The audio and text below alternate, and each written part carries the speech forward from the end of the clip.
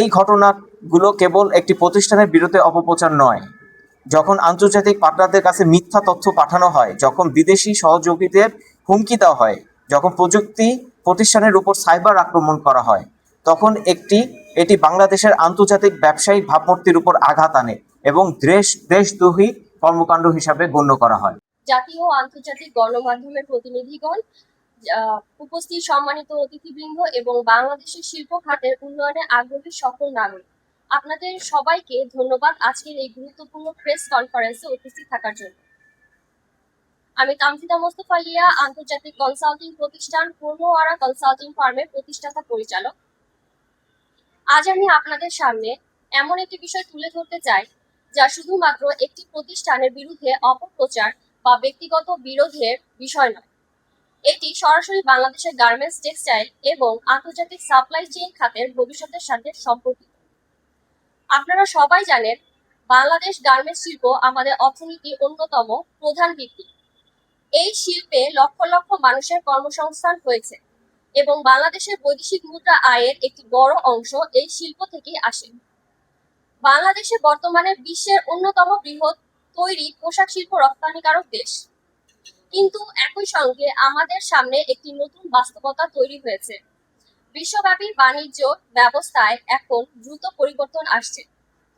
বিশেষ করে ইউরোপীয় ইউনিয়ন উন্নত বাজারজাতগুলোতে এখন সাপ্লাই চেইনের ক্ষেত্রে নতুন কিছু মানদণ্ড চালু হয়েছে, যেমন ট্রেসিবিলিটি, সাপ্লাই চেইন স্বচ্ছতা, পরিবেশগত দায়বদ্ধতা এবং carbon tracking, circular economy, digital data ব্যবস্থাপনা।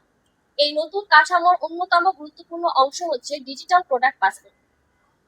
ডিজিটাল প্রোডাক্ট পাসপোর্ট এমন একটি ডিজিটাল ব্যবস্থা যেখানে একটি পণ্যের সম্পূর্ণ তথ্য, কাঁচামাল কোথা থেকে এসেছে, কোথায় উৎপাদন হয়েছে, কোন কোন উপাদান ব্যবহার করা হয়েছে, কার্বন ফুটপ্রিন্ট কত এবং রিসাইক্লিং তথ্য কি, এইসব কিছু ডিজিটালভাবে সংরক্ষিত থাকবে।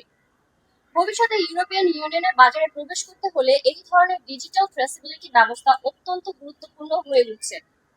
এই বাস্তবতা উপলব্ধি করে প্রণোয়ারা কনসাল্টিং ফার্ম বাংলাদেশের গার্মেন্টস ও উৎপাদন শিল্পকে ভবিষ্যতে এই আন্তর্জাতিক কাঠামোর সঙ্গে সংযুক্ত করার জন্য কাজ করছে।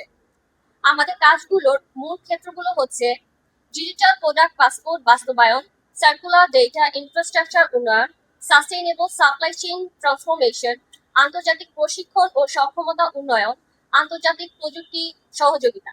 আমাদের লক্ষ্য একটাই, বাংলাদেশের শিল্প খাতকে ভবিষ্যতের বৈশ্বিক বাণিজ্যের জন্য প্রস্তুত করা। এই লক্ষ্য বাস্তবায়নের জন্য প্রণোয়ারা কনসাল্টিং ফার্ম বিশ্বের বিভিন্ন আন্তর্জাতিক প্রযুক্তি প্রতিষ্ঠান, গবেষণা সংস্থা এবং সাপ্লাই চেইন বিশেষজ্ঞ সংগঠনের সঙ্গে সহযোগিতামূলকভাবে কাজ করছে। এর অংশ হিসেবে আমরা চেক রিপাবলিকের প্রযুক্তি প্রতিষ্ঠান সারসিড এর সঙ্গে একটি সমঝোতা স্মারক অর্থাৎ এমওইউ স্বাক্ষর করেছিলাম। এই সহযোগিতার উদ্দেশ্য ছিল বাংলাদেশের সাপ্লাই চেইন প্রযুক্তি, ডেটা অবকাঠামো এবং ডিজিটাল ট্রেসিবিলিটি ব্যবস্থাকে শক্তিশালী করা।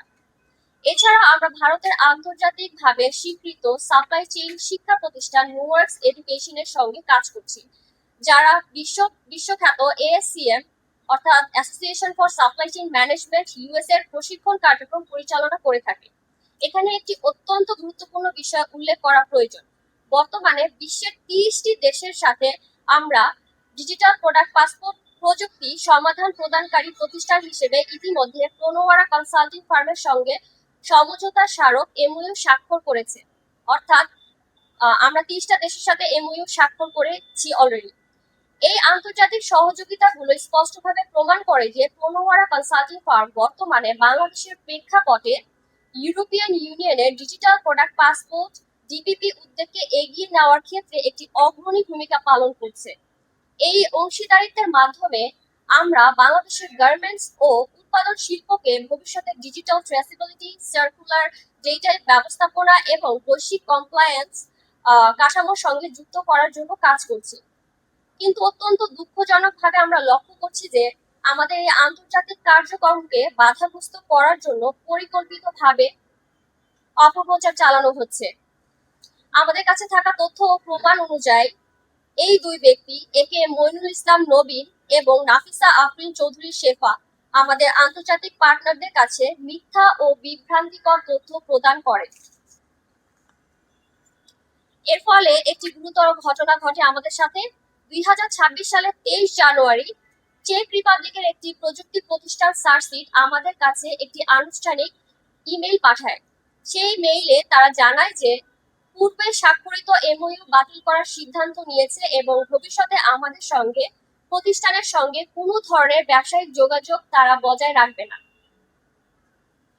আমরা দৃঢ়ভাবে বিশ্বাস করি যে এই সিদ্ধান্তের পিছনে পরিকল্পিতভাবে বিভ্রান্তিকর তথ্য সরবরাহ করা হচ্ছে। পরবর্তীতে সার্সিটের প্রতিনিধিরা আমাদের সঙ্গে হোয়াটসঅ্যাপের মাধ্যমে যোগাযোগ করেন এবং জানান যে একে মইনুল ইসলাম নবীন এবং নাফিসা আফরিন চৌধুরী শেফা সরাসরি তাদের সাথে যোগাযোগ করেছিলেন।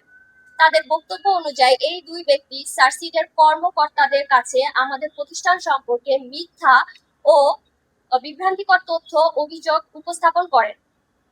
এছাড়াও তারা সার্সিটকে প্রনোয়ারা কনসাল্টিং ফার্মের সঙ্গে কাজ বন্ধ করার জন্য চাপ ও হুমকি প্রদান করেন বলেও আমাদের জানানো হয়েছে। এছাড়াও আমাদের আন্তর্জাতিক প্রশিক্ষণ অংশীদার নোয়ার্স এডুকেশনকেও হুমকি দেওয়া হয়েছে বলে আমরা জানতে পেরেছি। তাদের বলা হয়েছে যদি তারা প্রনোয়ারা কনসাল্টিং ফার্মের সঙ্গে সহযোগিতা চালিয়ে যায় তাহলে তাদের বিরুদ্ধে ভারতের হাই কমিশন, ভারতীয় দূতাবাস এবং বাংলাদেশের হাই কমিশনে অভিযোগ করা হবে। এই ধরনের আচরণ আন্তর্জাতিক ব্যবসায়িক সম্পর্কের ক্ষেত্রে অত্যন্ত উদ্বেগজনক। কনসাল্টিং ফার্মের সিইও, আমি বলতে চাচ্ছি যে এখানে আমাদের পার্টনারদের সাথে সাইবার আক্রমণের অভিযোগ উঠেছে। দেশে ভাঙচুর ও অপমানজনক আচরণ হয়েছে। শুধু আন্তর্জাতিক অপপ্রচার নয়, দেশের মধ্যেও আমাদের প্রতিষ্ঠানের ভাঙচুরের জন্য একাধিকবার অফিসে এসেছে এবং ভাঙচুর করেছে। আমাদের একটি অফিসিয়াল পোস্টারে বাণিজ্যিক স্থানে আইনগতভাবে স্থাপন করা হয়েছিল, কিন্তু ভিডিও প্রমাণ অনুযায়ী দেখা যায় যে অভিযুক্তরা সেই পোস্টার ছিঁড়ে ফেলে এবং ঘটনা ভিডিও করে এবং পরে সেই ঘটনাটি হোয়াটসঅ্যাপের মাধ্যমে আমাদেরকে এবং আমাদের আন্তর্জাতিক পার্টনারদেরকে পাঠানো হয়। এইভাবে আমাদের ভাবমূর্তিকে নষ্ট করা হয়। এখানে একজন নারী উদ্যোক্তা হিসাবে তামজিলদা মোস্তফাকে ব্যক্তিগতভাবে অপমানজনক আচরণের শিকারও উনি হয়েছেন। তার ছবি পোস্টার ছিঁড়ে ফেলা, তাকে উদ্দেশ্য করে অশালীন মন্তব্য করা হয়েছে। বিভিন্ন ইন্টারন্যাশনাল অর্গানাইজেশনগুলোতে ওনারা এইগুলা পোস্ট করে আমাদের ভাবমূর্তি নষ্ট করেছেন এবং ঘটনার সময় উত্তরা পশ্চিম থানার পুলিশ ঘটনাস্থলে উপস্থিত ছিল। পুলিশ উপস্থিত থাকার পরেও তারা তামজিলদা মোস্তফার উপরে হামলা চালায়। এই সমস্ত ঘটনার পরিপ্রেক্ষিতে আমরা ঢাকা চিফ জুডিশিয়াল ম্যাজিস্ট্রেট আদালতে একটি মামলা দায়ের করেছি। মামলাটি বর্তমানে বিচারাধীন রয়েছে। আমরা আইনের প্রতি পূর্ণ আস্থা রাখি। এই ঘটনাগুলো কেবল একটি প্রতিষ্ঠানের বিরুদ্ধে অপপ্রচার নয়। যখন আন্তর্জাতিক পার্টনারদের কাছে মিথ্যা তথ্য পাঠানো হয়, যখন বিদেশি সহযোগীদের হুমকি দেওয়া হয়, যখন প্রযুক্তি প্রতিষ্ঠানের উপর সাইবার আক্রমণ করা হয়, তখন এটি বাংলাদেশের আন্তর্জাতিক ব্যবসায়িক ভাবমূর্তির উপর আঘাত আনে এবং দেশদ্রোহী কর্মকাণ্ড হিসাবে গণ্য করা হয়। আমি আজ স্পষ্টভাবে বলতে চাই, ভয়ভীতি, অপপ্রচার বা হয়রানির মাধ্যমে আমাদেরকে থামানো যাবে না। আমরা আইনি প্রতি পূর্ণ আস্থা রাখি। আমরা আইনি প্রক্রিয়ার মাধ্যমে ন্যায় বিচার নিশ্চিত করব এবং একই সঙ্গে বাংলাদেশের গার্মেন্টস ও উৎপাদন শিল্পকে ভবিষ্যতের আন্তর্জাতিক মানের সঙ্গে সংযুক্ত করার কাজ চালিয়ে যাব।